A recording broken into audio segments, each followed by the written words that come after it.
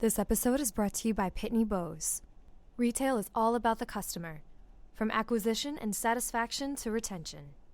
But how can you connect with them in more meaningful ways? Pitney Bowes helps 90% of the Fortune 500 navigate the complex world of commerce.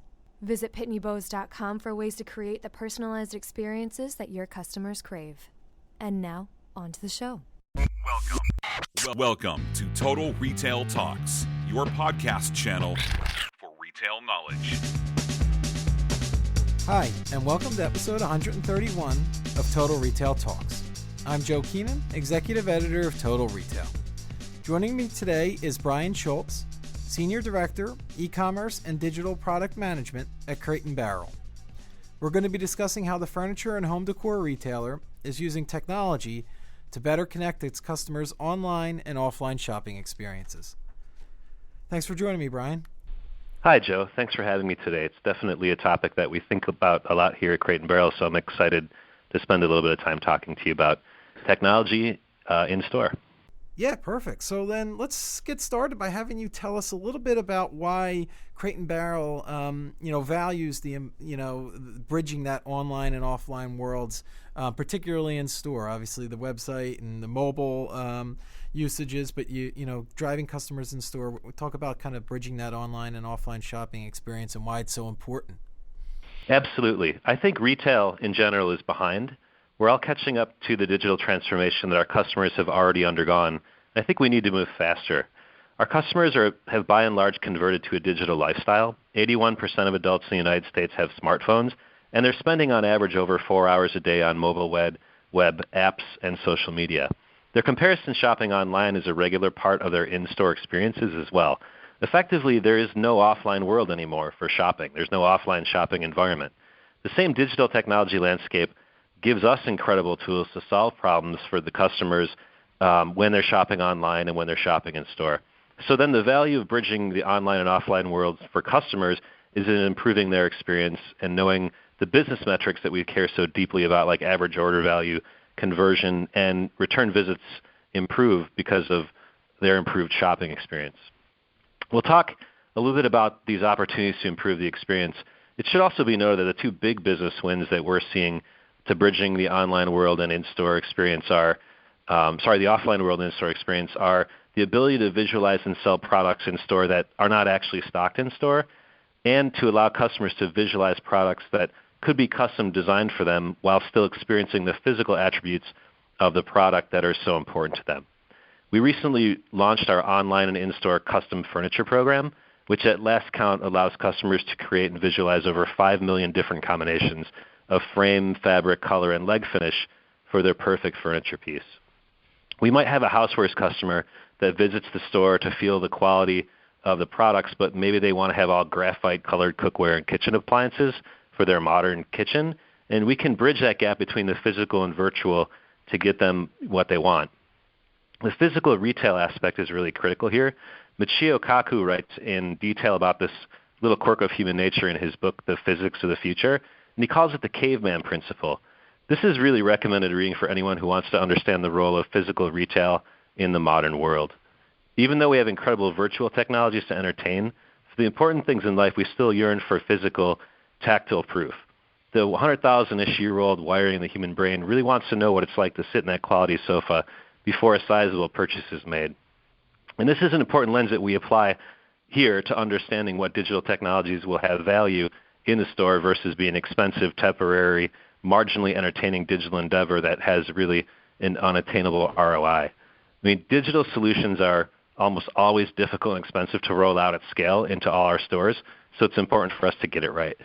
Yeah, you mentioned that customers are always connected nowadays, and even in store, they have their phones in their hands, so they're always able to access information, wherever they're at. So, can you talk about some? And you touched on some of the technologies that you've rolled out in store to kind of accentuate the fact that digital is playing such a large role in their lives. I guess the kind of the visualization technology around products that you don't necessarily have stocked in store, but then they're able to buy online and have shipped directly to their homes. That's a great example. So maybe you want to tell us a little bit about that and some of the other different ways that you're bringing technology in store. Yeah, absolutely, Joe. I like to think the spectrum of retail moves from utility to theater. Although it's probably commonplace today, our founder, Gordon Siegel, might have been the first retailer to liken retail to theater.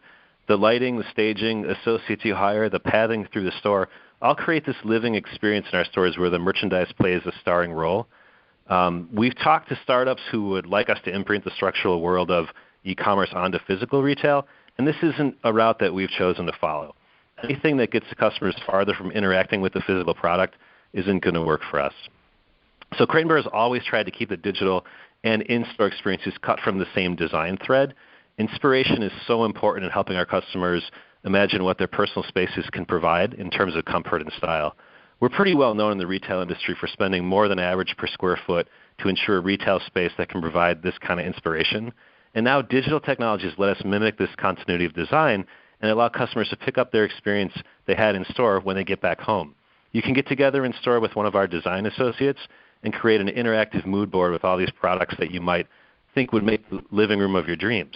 The associate will send you like a recap with a link to this mood board so you can continue to research and interact with it when you get back home. If you want to visualize all these items in your actual living room, you can use the augmented reality feature on our app to make sure the sofa color and style you want would work with your mantle or your rug. If you prefer to start this whole experience at home, you can always create a mood board together, get it together on our site. The associate in-store then can pull it up when you go into store and walk through it with you and give you some more ideas. If you're not sure the furniture and decor you want will fit in your space, we can provide you with a two-dimensional floor plan of your space with all our product dimensions visible on it so you can take it home and look and see how the things will fit in your room. And if you prefer to do a full 3D rendering of your room to bring the decor and material interplay to life before you buy, we can help you with that too. So I think the important thing to note here is there is no one digital experience or digital tool that's right for every one of our customers. For better or worse, there's no formula to getting omnichannel digital right for Crate & Barrel. Different customers will need different solutions, and as a retailer, I think you need to test into this yourself. So you mentioned the role of the store associates kind of changed, obviously, as digital technology becomes more prevalent in store. They're kind of extending the relationship beyond the four walls of the retail store. Can you talk a little bit about the changing role for Crate & Barrel store associates and how they've kind of accepted and gotten on board with using technology to drive sales not only in store but even online as well? Yeah, absolutely. I think the biggest thing to consider when you're looking to bring a lot more of your digital initiatives in store is to eliminate any sort of channel conflict you might have with the associates in store. So some of our associates, particularly in furniture, are commission-based, and any of the digital kind of touch points they have with customers are tracked back to their associate account, and they will get commission if someone buys products that they've recommended when they're on the website or when they're on our app. And so really they're on board with this because it helps to extend their selling, past the floor space and into the virtual world and into customers' homes. And we're very user-centric in terms of the solutions we come up for in store, but probably 50% of that user-centrism evolves around the associate and helping to work with them to determine what kind of digital solutions are appropriate at what times for their in-store experience. So, for example, they might be pretty adept at creating like a 2D floor plan to show the dimensions with the customer there, but creating a real immersive 3D experience is something they don't necessarily want to spend a lot of time doing when the customer's in store looking over their shoulder. So it's finding the right tools for the right times along with the associate in the store that really helps us to come up with solutions that work well in the moment with customers.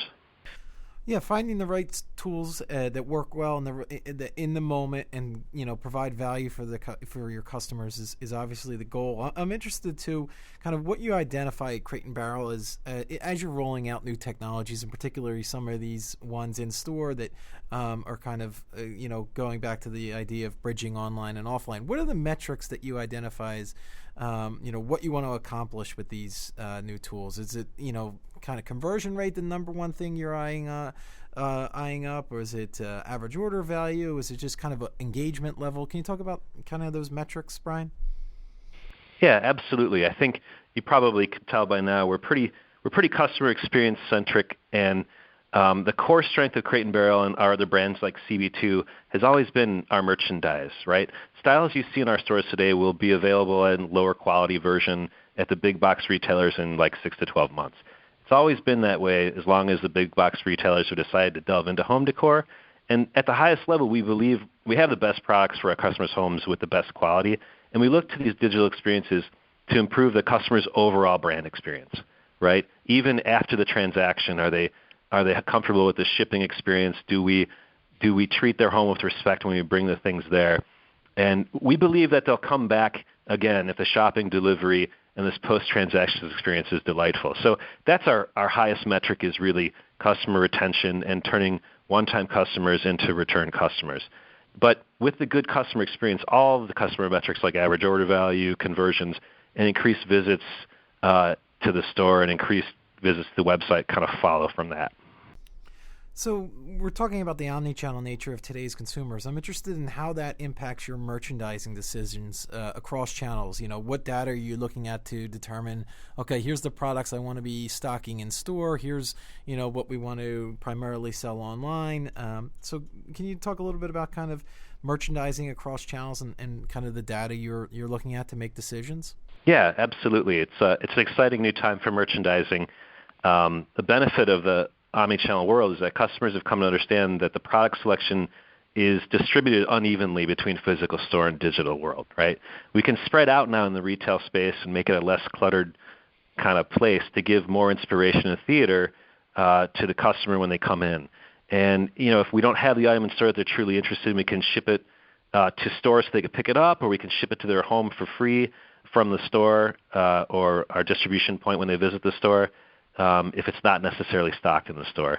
This kind of mix of online versus offline inventory definitely requires a lot of data, experimentation, and iteration to get it right.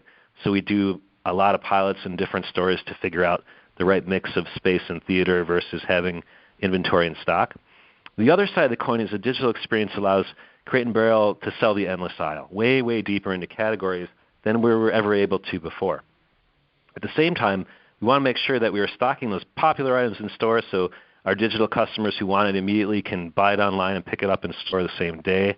And we can, as retail stores continue to swing to web, we do think a lot about improving allocation to web and how our retail locations that are already located in key market areas can help us speed product fulfillment into customers' homes. So, sorry. Go ahead. I'm sorry, Brian. Yeah, I just wanted to acknowledge really quickly the other end of the retail spectrum, from utility to theater, and Amazon is just nailing it in utility, right? Several years ago, I heard Scott Galloway refer to the internet as the atom pipe, and this really stuck with me, the same way that this Twilight Zone episode I saw on late night TV when I was a kid did.